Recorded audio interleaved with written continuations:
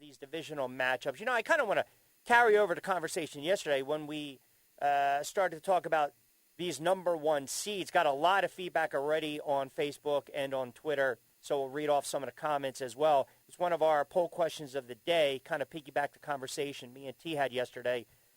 If you think the Titans are the worst number one seed, and the reason I bring it up is because when you look at the NFC side of the ball, and we've made this kind of a point of emphasis, have we not?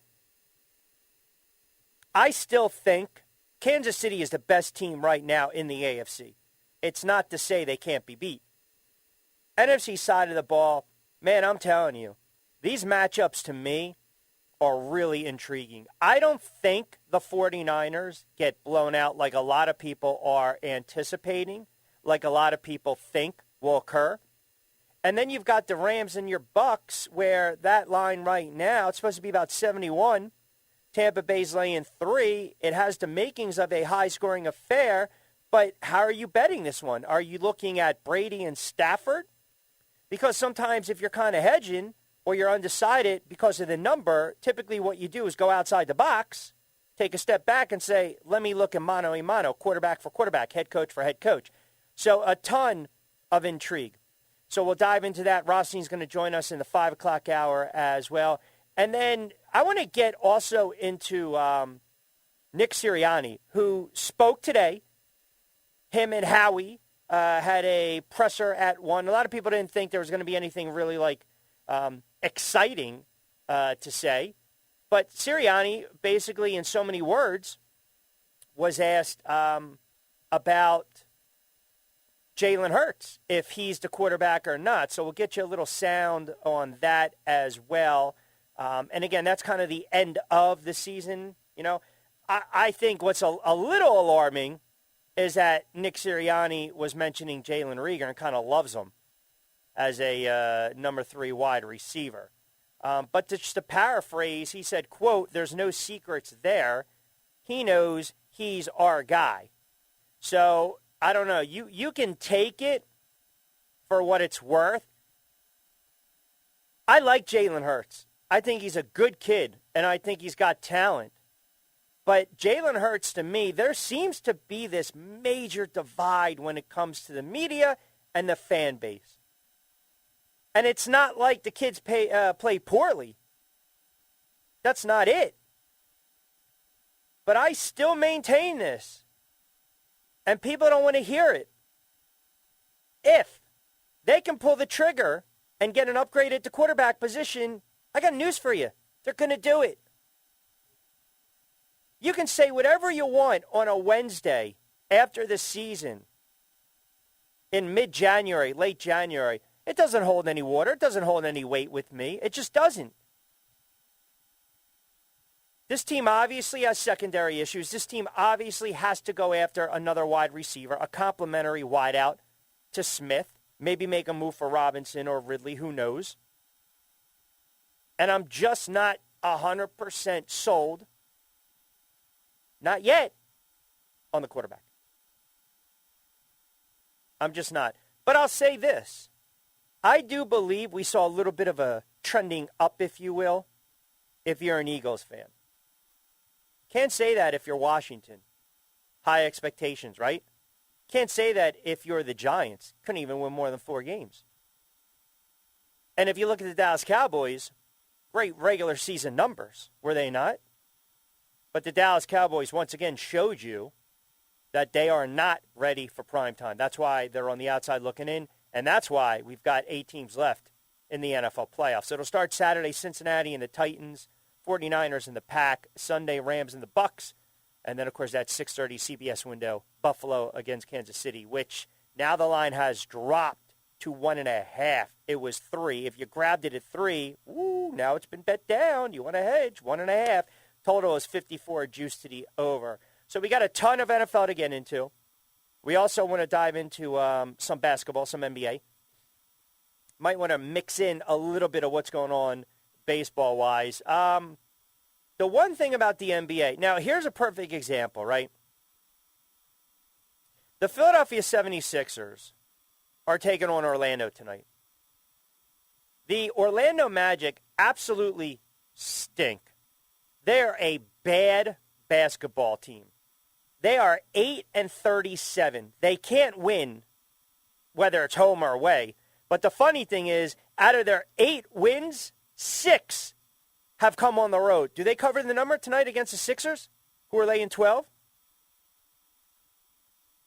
Then you've got the Nets in action tonight. We'll talk a little Kyrie. You got Cleveland. That, by the way, Cleveland already hit their over for the year. It was at 26. They won 27. Remarkable what they're doing with the Cleveland Cavs. And as far as the NBA, I do want to get into this Simmons because everyone on Twitter, guys have been going back and forth with me on Simmons. Because now there's this report, Pompey's reporting that Simmons could be traded out west to the Kings.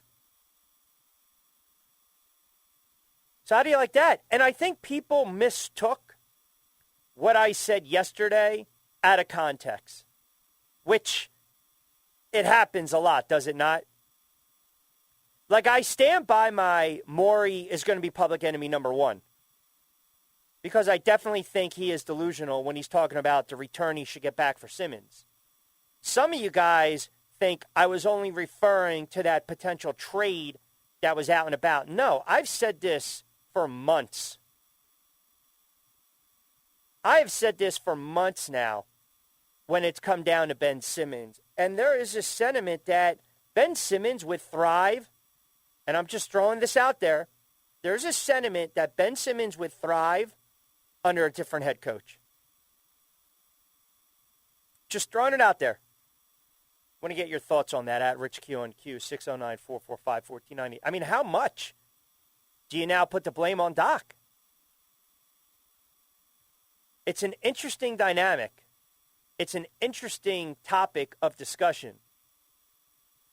Because I think ultimately, if you have a player that is just so reluctant to try to shoot the basketball, that is reluctant to put in the work, how is that on the head coach?